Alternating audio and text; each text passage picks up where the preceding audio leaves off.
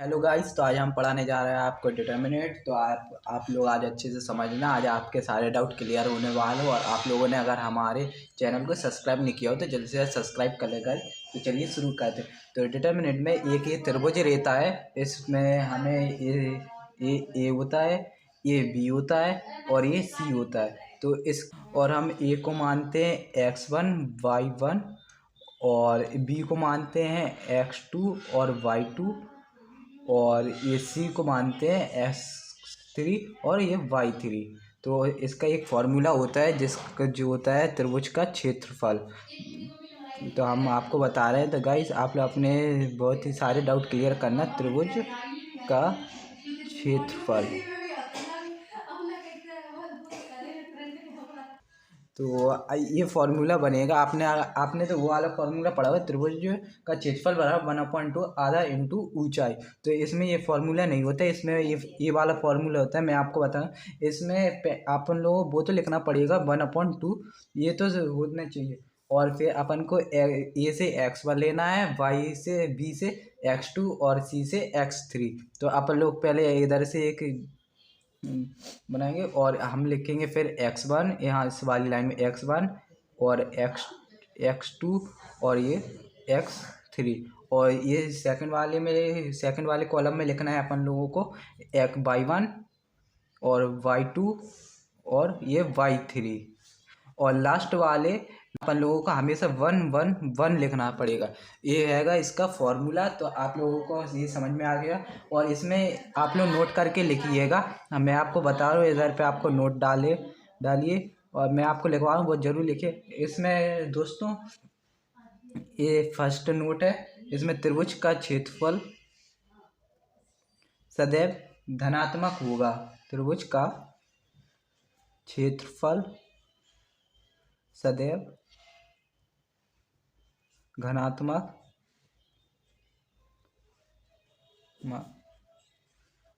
होगा। अगर दो स्टूडेंट्स आप लोगों का अगर आंसर माइनस में आ रहा हो तो आप लोग उसको प्लस में लिख सकते हैं, क्योंकि इसमें कि ये कभी भी माइनस में नहीं होता है। इसका क्षेत्रफल त्रिभुज का क्षेत्रफल कभी भी माइनस में नहीं होता है। ये हमेशा पॉजिटिव ही होना चाहिए। तो हम लोग आपको एक सवाल दे रहे हैं। हम आपको वो सवाल के थ्रू आपको समझाएंगे। Question number 1। तो आप लोग मैं आपको 1 मिनट का टाइम दे रहा हूँ। आप लोग इस सवाल को करके देखना। अगर आपसे हो जाए तो अच्छी बात है, फिर नहीं तो मैं तो समझा ही रहा हूँ। तो त्रिभुज का क्षेत्रफल बाई। तो दोस्तों आप लोग लिखना जिसके शीर्ष। मैं आपको सवाल दे दूँगा, आप लोग को 1 मिनट का टाइम है, आप ये करके दिखाइएगा। तो दोस्तों आप लोगों ने कर लिया होगा तो हम बताएंगे आपको।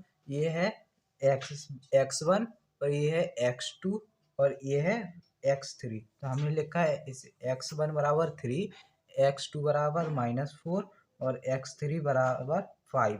और ये y1 है, ये y2, ये y3। तो 8 4 और y3 है 1। तो हमने लिया है ये 1।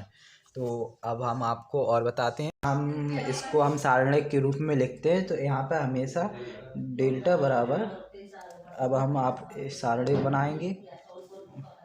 और चलिए हम आप यहाँ पे लिखें 3 - 4 और ये 5 और ये 8 -4 और ये 5।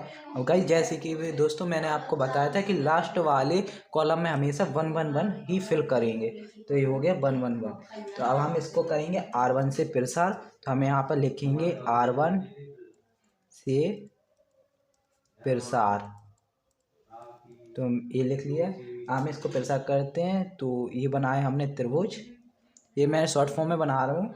तो यहाँ पे लिखेंगे 1/2, जैसे कि उस क्षेत्रफल में बताया था 1/2 बराबर। तो अब हम यहाँ पर इसको हम अब हम एक ये चीज़ होती है इसमें। तो गाइस हम आपको एक और चीज़ बता रहे हैं। इसमें ऐसा होता है कि एक प्लस होता है, फिर माइनस, फिर प्लस, फिर माइनस प्लस माइनस और प्लस माइनस प्लस। तो हम यहाँ R1 से प्रसार कर रहे हैं, इसलिए प्लस होगा ये शुरू में। तो ये प्लस का 3 लेंगे। तो यहाँ पर बनाया अपन ने ये, और 3 प्लस का और 3 से अपन को ये करना है। आपको अब हम लोगों को ये वाला पूरी कॉलम छुपाना है और ये वाली रो।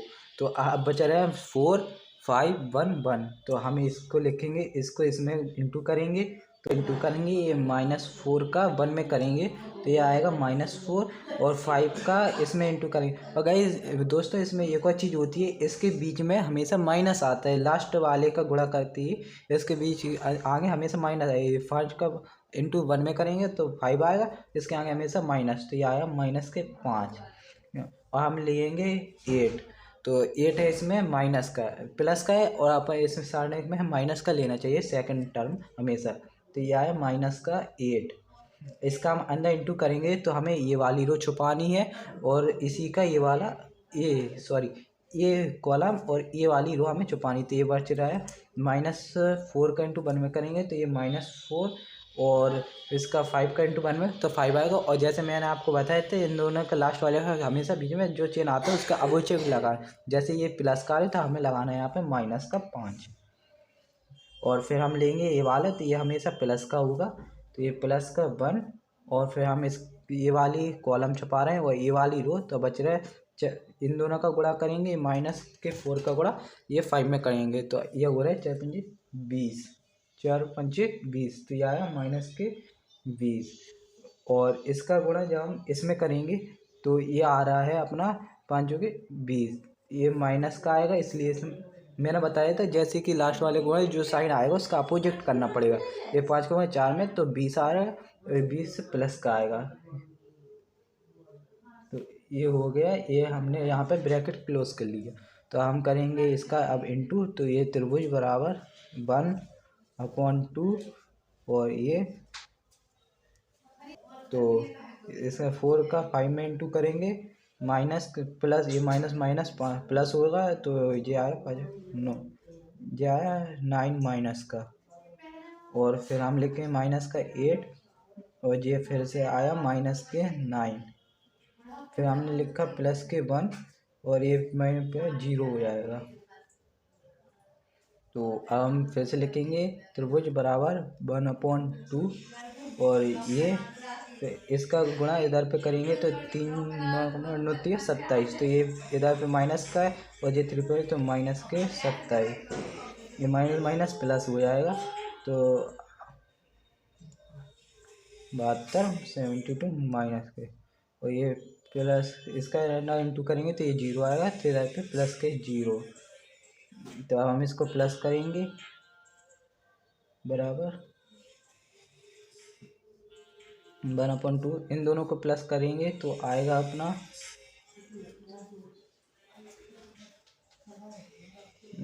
माइनस का, तो ये आया है त्रिभुज बराबर -99/2। तो ये हो गया है आंसर। तो स्टूडेंट इधर पे माइनस के 99 आ रहा है, तो इसको हम लिखेंगे प्लस का 99/2, और ये हमेशा वर्ग इकाई में आएगा, तो यहाँ पे लिखेंगे वर्ग, और ये लिखेंगे इकाई। तो आप लोग कमेंट करके बताना आपका ये समझ में आया या नहीं आया। अगर ये थोड़ी मिस्टेक हो गई तो आप लोग थोड़ा कन्फ्यूज नहीं होना, ये मैंने हटा दिया है, तो आप लोग बताना आप लोगों को समझ में आया। अगर आया हो तो आप लोग हमारे चैनल को सब्सक्राइब कर लेना गाइस, तो आपको और भी सिंपल सी ट्रिक आपको बता दिया करेंगे। तो गाइस आज के लिए बस इतना ही, और गाइस अगर आपको और भी आगे देखना है तो हम आपको एक बार और दिखा दे रहे हैं।